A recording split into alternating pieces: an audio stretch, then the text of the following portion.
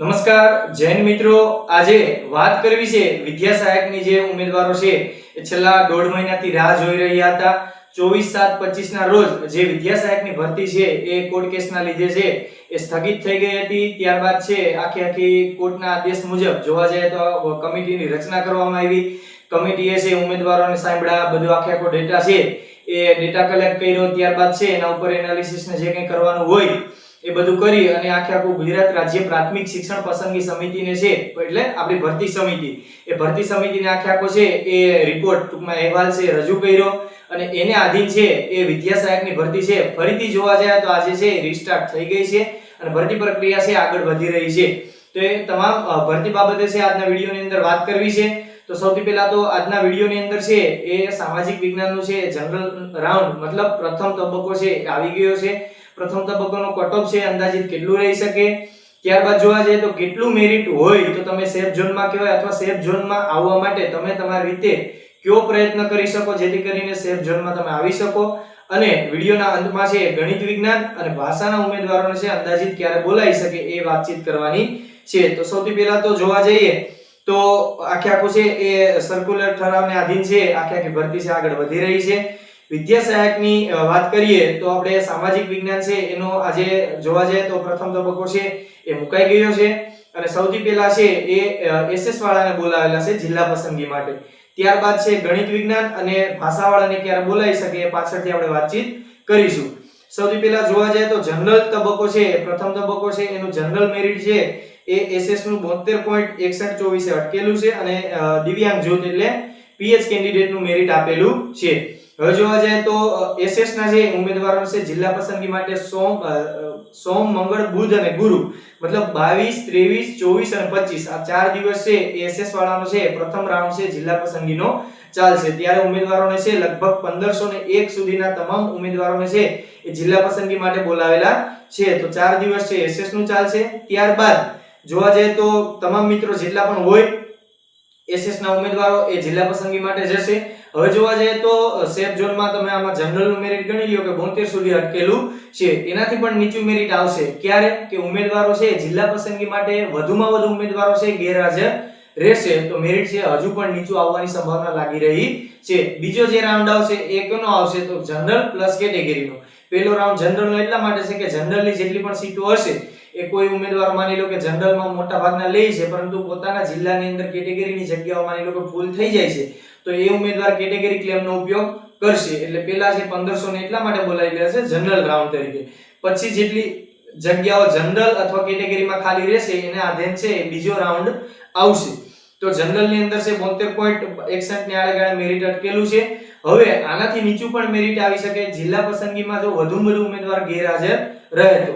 વધુ ગેરહાજર રહે એના માટે તમારે શું કરવાનું છે કે જે ઉમેદવારોને માની લો કે 9 10 અથવા તો 11 12 અથવા તો 1 થી 5 માં ક્યાંક ને ક્યાંક ઉમેદવારને છે એ શિક્ષક તરીકે પોતાને નોકરી મળી ગઈ છે, એ ઉમેદવારને 6 થી 8 માં પણ પોતે પાસ હોય, સારું મેરિટ પણ ધરાવતો હોય તો એ ઉમેદવારને તમારે કન્વિન્સ કરવાનું કે ભાઈ તમે હવે બીજી વખત જિલ્લા પસંદગી કરવા આવતા નહીં. મોટા ભાગે છે ગ્રેડ પે 9 થી 12 માં ઊંચો હોવાને લીધે માની લો કે અહીંયા 24 હોય, એમાં 42 હોય, 44 માની લો કે ગ્રેડ પે ઊંચો હોય તો એ ઉમેદવાર અહીં રિપીટ થવાનો જ નથી. પણ સ્વાભાવિક છે કે ઘણા ઉમેદવારો છે પોતે માની લો કે બીજો ઓર્ડર એને મળ્યો એવું માની લો કે દેખાડો કરવા માટે પણ કદાચ ને કોઈ આવે છે તો એક તો સીટ બગાડવાના છે.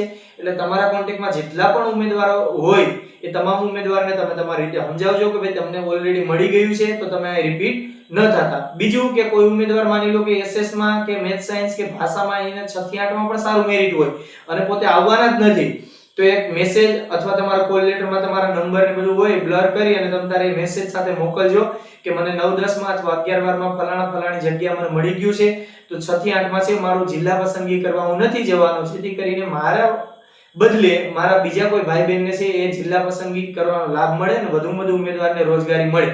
તો આવું એક અભિયાન આપણે ચલાવીશું. તમે મારા નંબર પર મોકલી દેશો તો આપણે એને પણ સોશિયલ મીડિયામાં મૂકીશું જેથી કરીને બીજા ઉમેદવાર પણ આમાંથી બોધ મેળવી શકે. હવે વાત કરીએ તો જોવા જઈએ તો જિલ્લા પસંદગી માટે છે એ એસએસ વાળાને 4 દિવસ હાલશે 22 23 24 અને 25 એના પ્રથમ તબક્કા જે ફર્સ્ટ રાઉન્ડ છે એના વિશે પણ વાત કરી દીધી.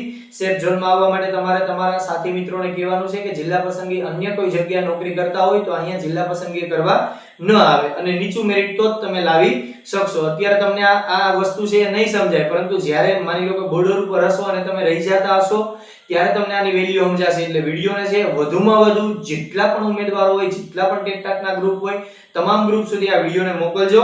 અને બીજું કે ઘણા મિત્રો છે આજે શોકમાં આવી ગયા હશે ભાઈ મેથ સાયન્સ નું ક્યારે આવશે, ભાષાનું ક્યારે આવશે. તો એસએસ નું છે 22, 23, 24 અને 25 તારીખે છે એસએસ નું પૂરું થઈ જશે. ત્યારબાદ મેથ સાયન્સ અથવા તો ભાષાનું ચાલુ થવાની સંભાવના લાગી રહી છે. એનું કારણ છે કે એસએસ વાળાનું પૂરું થઈ જશે એટલે તરત ભાષા વાળાનું કા મેથ સાયન્સનું બેમાંથી એકનું લેવું જ પડશે. એસએસ વાળાનું ખાલી આપ્યું અને બે વિષયનું કેમ બાકી રાખ્યું એનું કારણ એ પણ હોઈ શકે કે જે કોર્ટ કેસના લીધે છે એ થોડી પ્રોસેસ છે ડિલે થઈ ગઈ, ભરતી છે સ્થગિત થઈ ગઈ. એટલે જે એને કઈ સાંભળવાની પ્રોસેસ હોય એમાંથી એને કઈ અલગ તારવવાની આ તે જે કઈ પ્રોસેસ એને કમિટીને સમિતિને જે કરવું પડતું હોય એ પ્રોસેસ કરવામાં થોડું માની લો કે ટાઈમ લાગે એમ હોય તો એકી સાથે ત્રણેય વિષયનું ન આપવા કરતા એક વિષયનું આપી દે જેથી કરીને એક વિષયનું ચાલુ રહે ત્યાં બીજા વિષયનું પણ કામગીરી થાય. એટલે જ્યારે એસએસ નું પૂરું થઈ જશે 25 તારીખ એટલે લગભગ છે 26 તારીખ ને આડે ગાળે કદાચ ને છે બીજા વિષયનું પણ ચાલુ થઈ જાય અને એની માહિતી માની લો કે સૂચનાઓ છે, કોલ લેટર છે, બધું છે લગભગ 2-3 દિવસમાં મુકાવાની સંભાવના લાગી રહી છે. એટલે સોમવારે માની લો કે એસએસ નું ચાલુ થાય તો સોમ, મંગળ, બુધમાં કદાચ ને છે અન્ય મેથ સાયન્સ અથવા તો ભાષા વાળાનું છે એ આવી જશે. એટલે વધુ ટેન્શન ન લો. અને બીજું કે નેગેટિવ મેસેજોથી થોડા દૂર રહો. અને જો તમને બીજા કોઈ પ્રશ્ન હોય તો ચોક્કસથી કમેન્ટ બોક્સમાં રજૂ કરજો. અને આપણે એક અભિયાન પણ ચલાવવાના છે જગ્યા બચાવો બાબતે કે કોમન છે રિપીટ ન થાય બાબતે. એ અભિયાન બાબતે પણ આપણે આગળ છે એ વિડીયો મૂકીશું. જો તમને વિડીયો સારો લાગ્યો હોય, તમને કંઈક આમાંથી નવી માહિતી મળી અથવા તો આ વિડીયોને તમે શેર કરશો અને કોઈ ઉમેદવાર છે એ જિલ્લા પસંદગી માની લો કે અન્ય જગ્યાએ નોકરી કરતો હોય અને અહીંયા નહીં જાય તો એના બદલે કોઈ ઉમેદવારને છે એ લાભ મળે તો વિડીયોને છે વધુમાં વધુ લોકો સુધી શેર કરજો. તમામ મિત્રોનો ખૂબ ખૂબ આભાર.